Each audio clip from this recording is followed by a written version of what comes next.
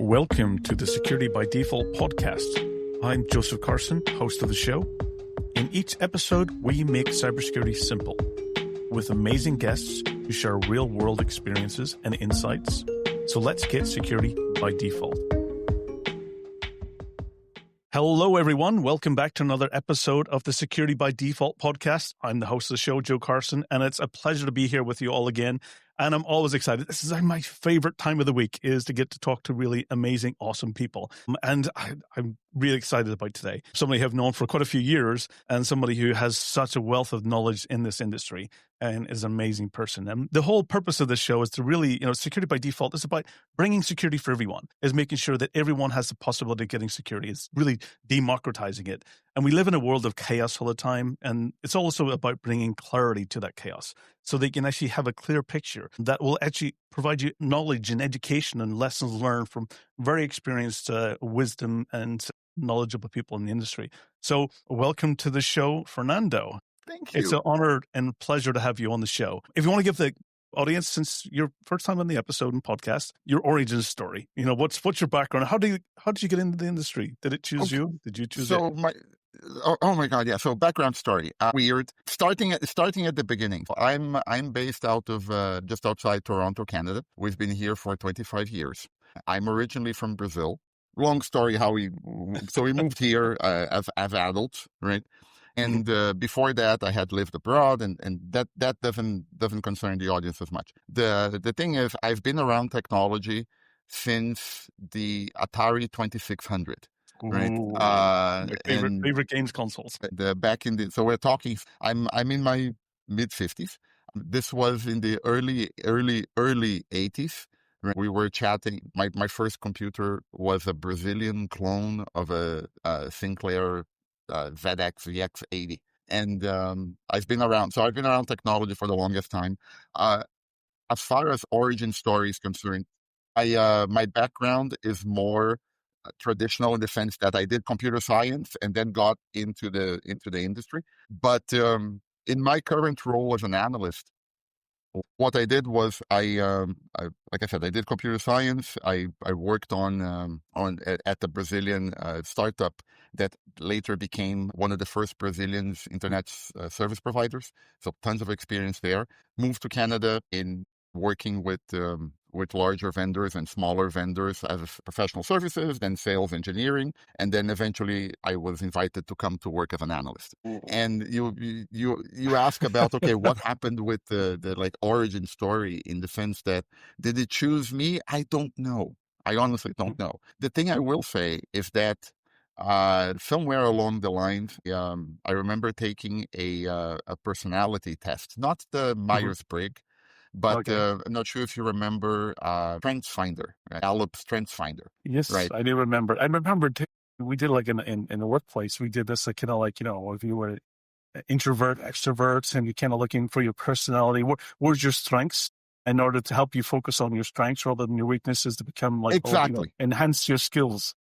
Exactly. So I leaned into what StrengthsFinder called out as my skills, as my strengths. So that's one interpretation. The other interpretation is that I've been heavily influenced by movies, right?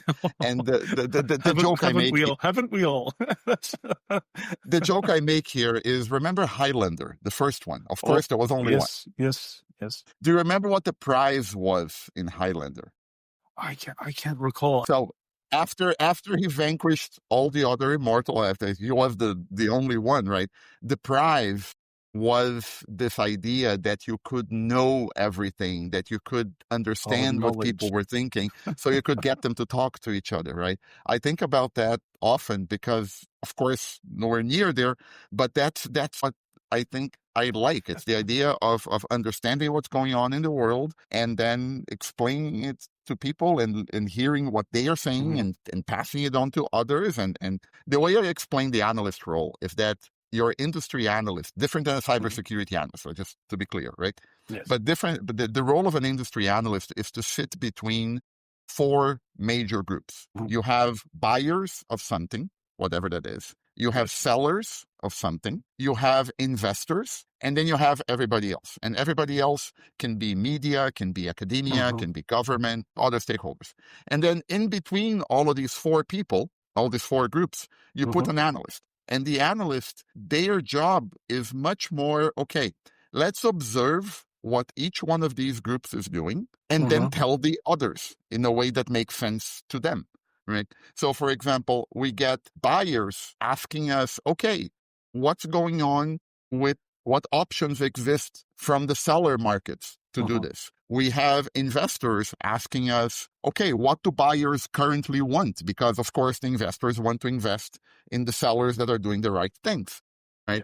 We have sellers asking us what do buyers want, or what's the impact of particular regulation or something like that. So we sit in the middle and we answer these questions. So I love the role. It's a kind of thing that one can do from 6 a.m. in the morning until 11 p.m. at night or whatever time you choose to go to sleep. But yeah, so the origin story is a somewhat traditional path in terms of education, like computer science, and then, but the job role was interesting because I was basically invited. You're writing, you're blogging. Why don't you want to do this as a role kind of thing? And that's how I ended up here. And I have my good friend Adrian Sanabria to thank for that. He's the one. Adrian's fantastic. So Adrian found me, right? And then I worked under Scott Crawford over at 451 Research, S&P Global now, with a lot of good friends of mine, with Wendy and Garrett and all. Oh my God! Yes, such an amazing group of people. Yes, and now, so I worked under Scott. I worked then at Omdia under Maxine Holt. She's awesome too. I'm not sure if you've met her. And then for about a year now, I've been with the Futurum Group, which is new type of analyst firm. We're doing things a little bit differently under Daniel Newman is the CEO. And yeah, it's a blast. It's just a matter of keeping up with what's going on in the world. I do like your comparison to the Highlander and an analyst. Another comparison is that I'm like his acting skills are probably better than mine, and you know what people say about Christopher Lambert for his acting skills. So I'm yeah. But I really like the kind of metaphor of the wisdom side of things and knowledge that sits in between those four pillars. I think it's an amazing kind of like when you think about is that ultimately you are the Rosetta Stone between each of those. The translator, the knowledge, to really kind of make sure that each is on par with each other and understands how to get the best, how to make the best decisions. Because ultimately that's what we want to do. Analysts, I always see analysts as helping, kind of me going through my process of really kind of decisioning and understanding about what's the prioritizations.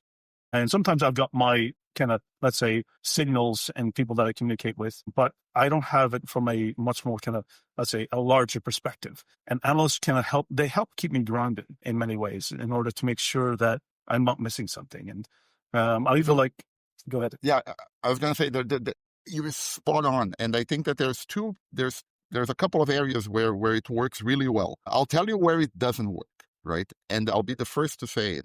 Analysts are not the final word on anything. We are a data point. I loved how you framed it in terms of make decision. We're providing decision support, not decision authority. That remains with whomever.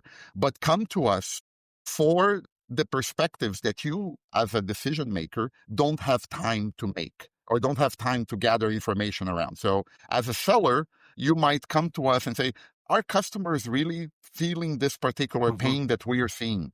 Is this message, like I was doing message testing for somebody the other day, does this message resonate? And then for the buyers, it's, okay, we know about vendors 1, 2, 3, 4. What are other vendors in this space that we should potentially consider for this? Or this kind of problem I'm having, I'm going down this particular path. What do you think? And we'll provide input. Look, based on what we've seen, based on what's going on. So yes, you're absolutely right. It's about decision support. So in all of the years' experience you've had as an analyst, what's the best for each of those kind of different pillars to get the best value and the best interactions? How frequent, what's the format? How much should they prepare? What should they prepare beforehand? So what's some of the best ways to get the most value out of, sessions with analysts? So I think that over time, the best interactions you have with an analyst is when you come, there's two things that I think are essential. One is understand what role the analyst is playing in that conversation. Point number one. Point number, and prepare for that role. And point number two is keep an open mind, right? Those are the two things, because the conversations will be different, right? I'll talk about both buyers and sellers. When we're talking with investors, they want to understand what's going on in the world. I have this wonderful company that I'm considering investing in. They're going to kill it, aren't they? And then you look at it and say, look, based on what we've seen, this kind of features, yes, this is different. This is not different. But look, this kind of problem that they are bringing to you, yes, it might be an important problem, but there's 15 other things in front of an executive's shopping list before they get to you. Being open to that kind of message, right? For buyers, it's more about come to us not asking for the holy grail. Give me which product do I need to buy? Do I buy, I'm not going to name vendors, but do I buy vendor A, vendor B, or vendor C? I'm not in a position to say that. What I can tell you is, look, based on our analysis, vendor A has these strengths, vendor B has these strengths, vendor C has these strengths. As an offering, funny word is that as an analyst, dislike using the word solution, because to me, solution implies endorsement, and I'm not endorsing anybody. So vendor A offering is strong here, perhaps a little weaker here, B, C, and that's one level of analysis. And the other is, okay, vendor A is doing really well in the market, comparing with what we've talked about. Vendor C is doing, that's on the vendor side. And then talking to vendors, it's about, I'm here. I tell vendors, talk to me as if I am two people, right? Talk to me as if I am a managing director at a VC where you're doing your next funding raise. So I need to understand you as a business, right? Who's your ideal customer profile? Which verticals are you going after? What is your true differentiation, both as a business and as a technology, right? What's your go-to-market strategy? Who are your key partners, and blah, blah, blah, blah, blah, right? That's one. The other is talk to me as if I am the technical decision maker within your sweet spot type of account. Imagine that I'm the one, perhaps I'm cosplaying as the CISO, or I'm cosplaying as the CTO, or and you are pitching me your product, and I am the one who is going to evaluate your product, and I am the one who's going to have to defend your product inside my company. So that I like to understand, okay, what exactly can you do and what can't you do? How do I, who did I compare you with, right? In terms of, eventually I chose you. Who else was in the running, right? The joke I like to make is, it's like I'm getting a new puppy. Right. What kind of puppy am I getting? Am I getting a lovely Shih Tzu, or am I getting a Saint Bernard? Right. They are both lovely puppies in their own ways, but they're very different. Right. So help me understand what I'm getting. I'll go back to this. The best way to understand an analyst, or to work with an analyst, is understand what role we're playing and keep an open mind. I was having a conversation just the other day where I had told someone, a vendor in this case, that they had perhaps just a tad too much AI in their messaging, right? Just a tad too. Look, and they're like, oh, but don't people want to hear about AI? Yes, they do, but to a point, right? So it's funny, like, here we are halfway through the conversation, and it's the first time I brought up AI. First time I brought up AI. Yeah. Funny story. RSA 2024, right? RSA conference, ISAC conference 2024, right? I actually kept an informal tracker of how soon in the meetings we were having would someone bring up AI, right? And that was measured in the single-digit minutes, right? Like 4 minutes into the conversation, AI. There was a vendor who shall remain nameless that they actually had a negative. I called it the TTA, the time to AI. And the reason they had a negative TTA, sorry, I'm just joking, is that they would usually, my methodology was to start thinking about the time. The moment that we sit down, open a notebook, and I start taking notes, and then that's when my mental clock started. This particular vendor greeted me at the door, like shake my hand. Before we sat down, he said, "We are here to talk about AI." So it had a negative TTA. Anyway, sorry, we're past that now. I think that we're talking about AI all the time, but Yes. it's I always say that it's a little... every time the conversation about AI comes up, I always prefer to think about, what's always missing is context, because it's back to it's a technology capability, and it's about, okay, what does that impact have to the business? You brought up a couple of points in recent times. I always have life memories that comes kind of during these conversations.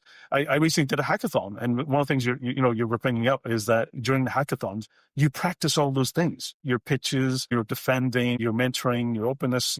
I think for organizations, sometimes even doing those mini hackathon style, and bringing somebody who is professional at doing those into the organization can definitely help you, get a lot of the readiness in order to have the communication with an analyst and to train you and prepare you for those conversations as well. And the other thing you brought was choosing a puppy, because I went through that same experience about 2 years ago. And I completely agree is one of the things is my daughter wanted a puppy. And I was like, okay, we have to have a big conversation. So think of me as the investor. My daughter is the company that actually is going to make the decision.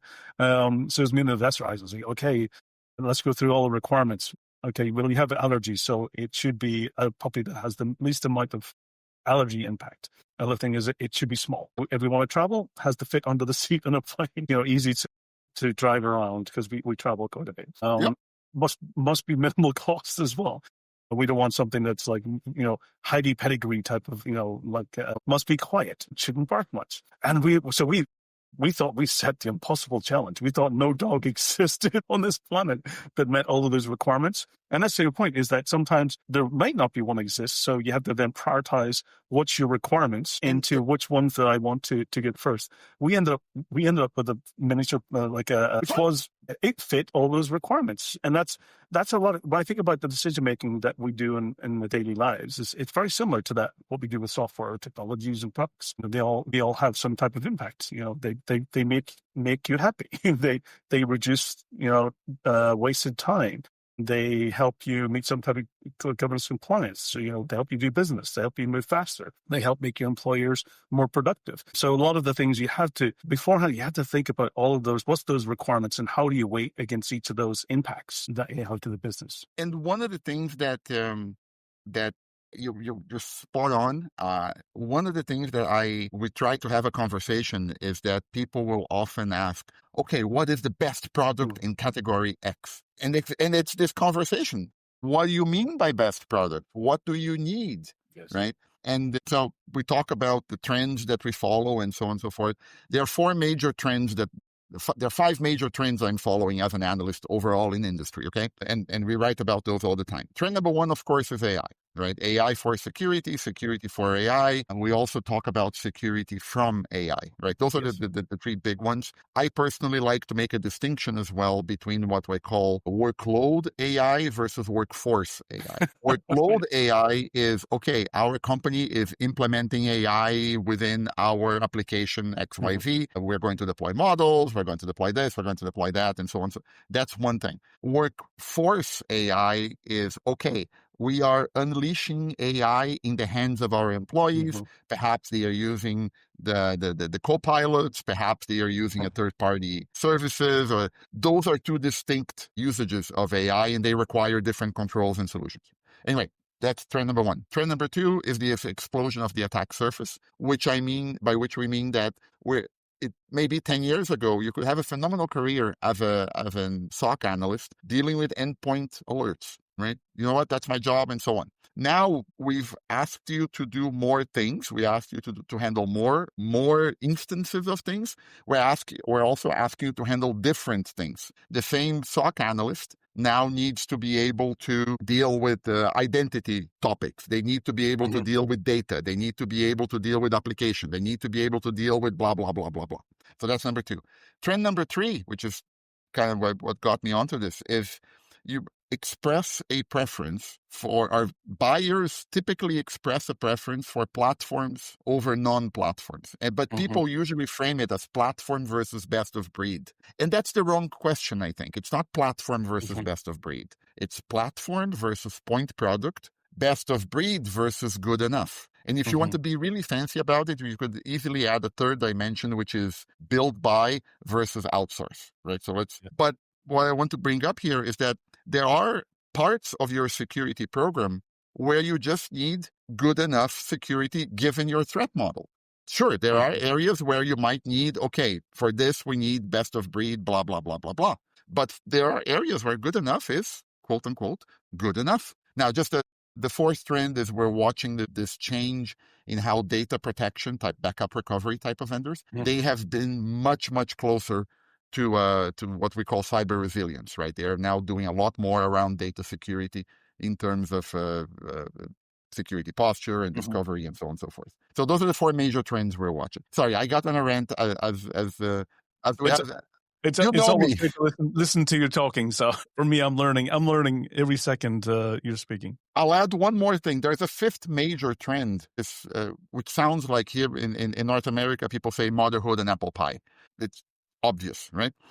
Which is the notion that this is now that much more strategic, right? To organizations overall. There is that famous quote by Mark Andreessen, I think it was 2011, software is eating the world. Right? And yes, technology is now essential, whether it's on healthcare, whether it's on the battlefield, whether it's on finances, it's all over the place. And because it has become that much more important, it changes the nature of how decisions, we go back to decisions, how decisions are being made about cybersecurity. What factors are influencing cybersecurity decisions? Who is influencing cybersecurity decisions within an organization?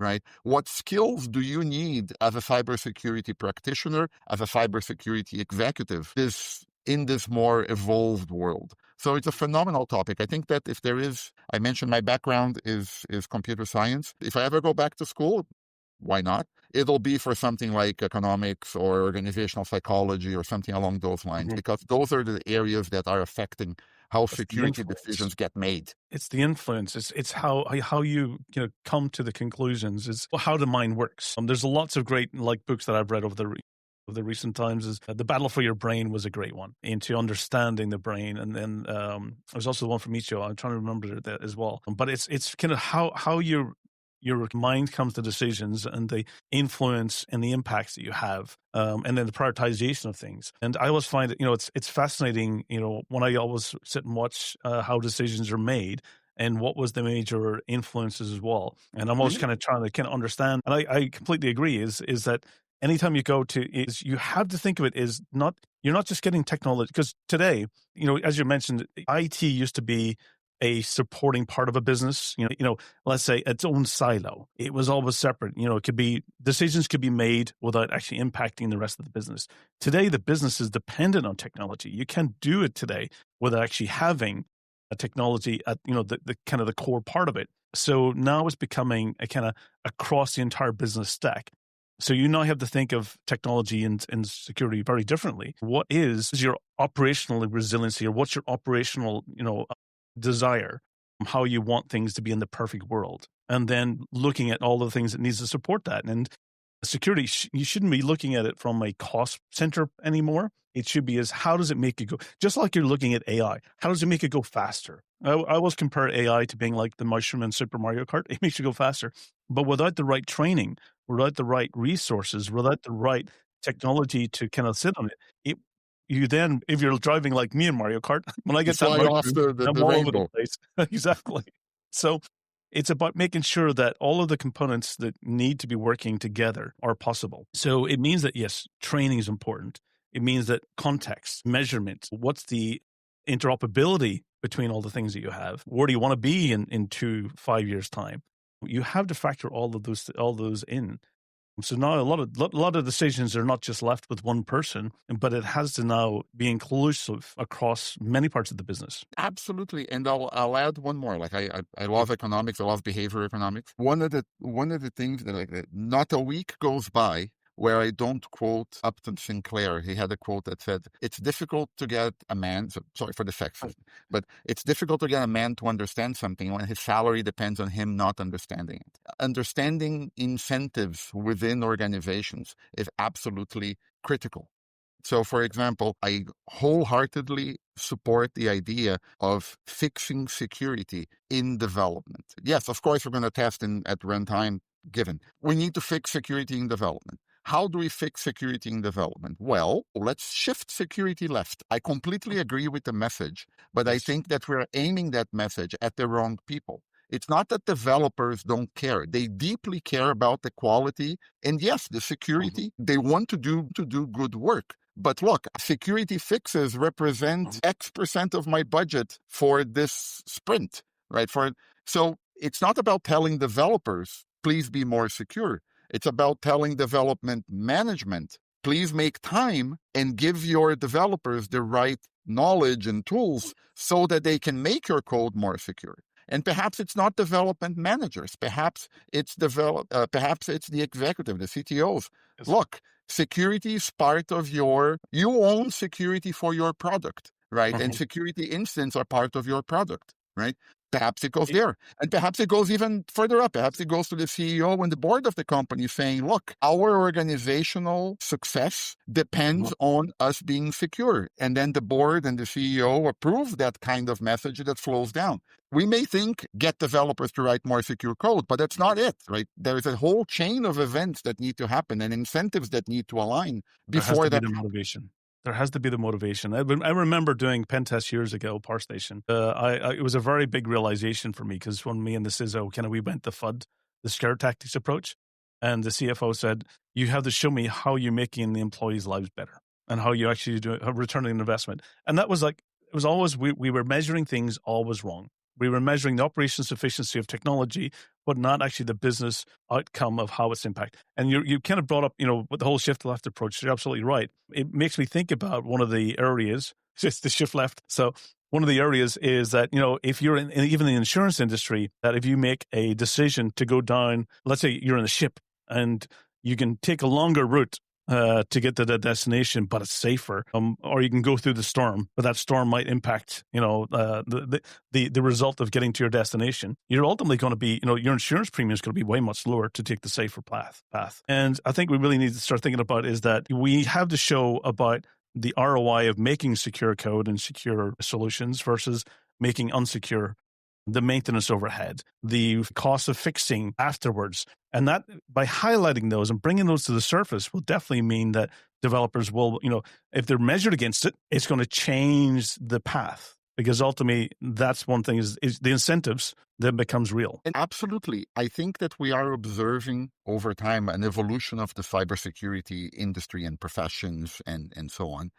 And one of the things that we have to acknowledge is that these things cost money. At some point, we are moving to a scenario where some parts may be more expensive, and then we have to help customers understand what they are buying in terms of cybersecurity. But that is an imperfect evolution. I think that there's fundamental economics research about information asymmetry and how you evaluate the quality of what's being bought and sold. There are principal agent problems, again, from economics, that explain why someone acts in a particular way or another. So we are in this evolution of the profession in the sense that it's great for security teams to get this broader view of how the world works beyond technology, exactly as you said. Right? Just a funny story that you were mentioning your experience with pen testing. I remember experience with security assessments, right? And I remember one time for a particular banking client, I spent hours going over with them the findings of we did, and we were classifying those reports. And the amount of time that people from the client were debating, that they weren't pushing for us to eliminate the vulnerability. Oh no, yeah, no, they said, yeah, this is a problem. We know this is a problem. But you know what? It's not a high, it's a medium. No, this is pretty high. No, it's a medium, right? Why is that? Because from their incentives, the only ones they had to report up to management were the highs. Yep. So if you push down, again, people respond to incentives. Yes. And this is the thing that, if I want people to understand that cybersecurity becomes that much more important, how the world works, economics, psychology, political science, etc., the humanities, right, become that much more important. Absolutely. It reminds me back, in that same pen test, one of the things our budget was aligned to the technology costs. That was our budget was about, this is the software and this is the solutions and the training and everything it needs to implement those technologies.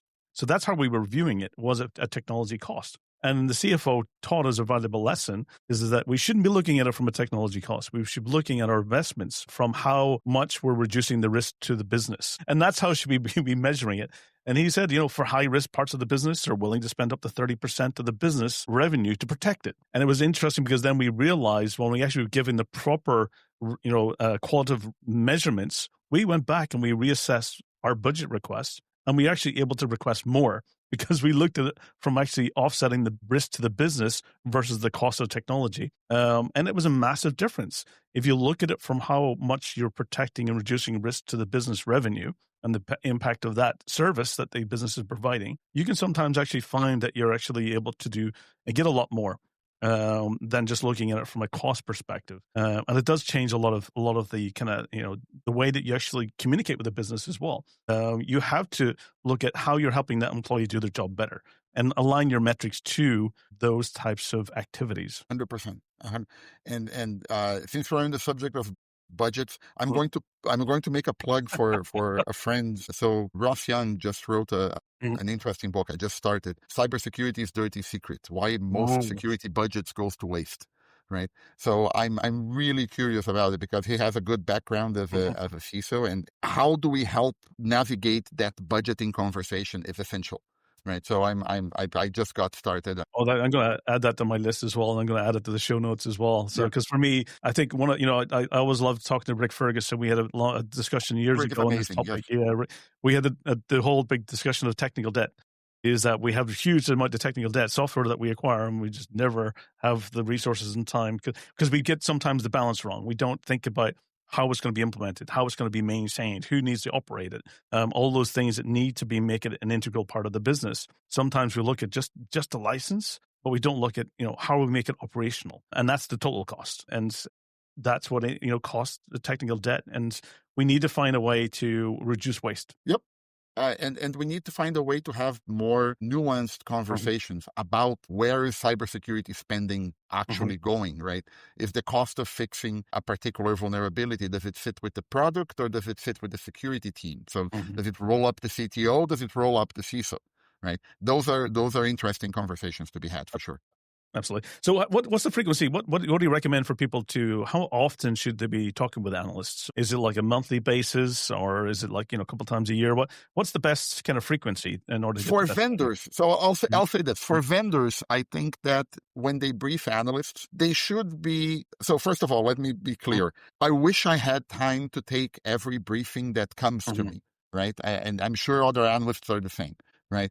We don't. We have to align briefings with availability and research and agenda and so on. I would say that at quarterly, I mean, nowadays, and this is the thing we haven't really talked on, is the information landscape has changed, right? AI is doing a ton of things.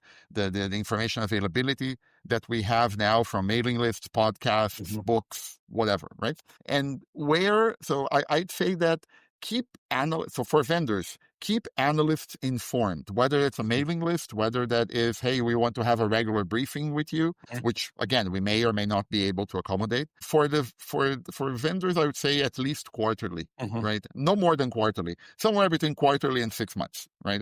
For customers, I think that it boils down to when are you making decisions where you want analyst input. You don't have to, a good time is always before, as you are doing the early planning of your budget for next year. Hey, what do you think is happening next year? Kind of stuff, right? Yep. Or when you are, okay, we are now going to set aside, we have a budget for a particular tooling. Let's get some ballpark pricing. Do you happen to know any ballpark pricing? Sometimes we're not the best sources for pricing because you will work with your resellers and so on. But so I would say for vendors, quarterly, annually, or every 6 months. For buyers, when you need a decision, right? And similar for investors, right? If you're coming to us, okay, we have this now. Investors have they have a longer term cadence in terms of, okay, this is the phase where the fund that we're running, where we are taking pitches or we're not taking pitches. So it varies.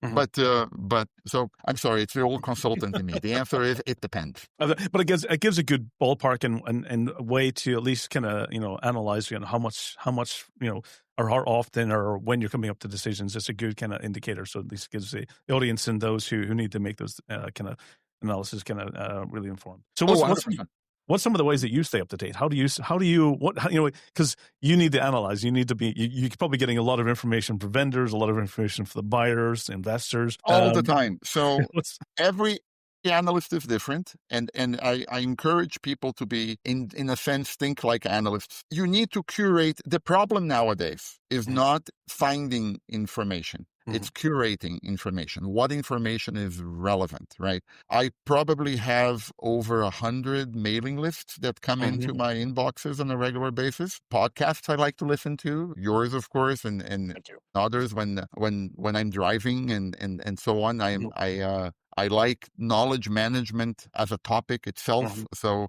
I'm always trying to stay, okay, where does this fit into my worldview?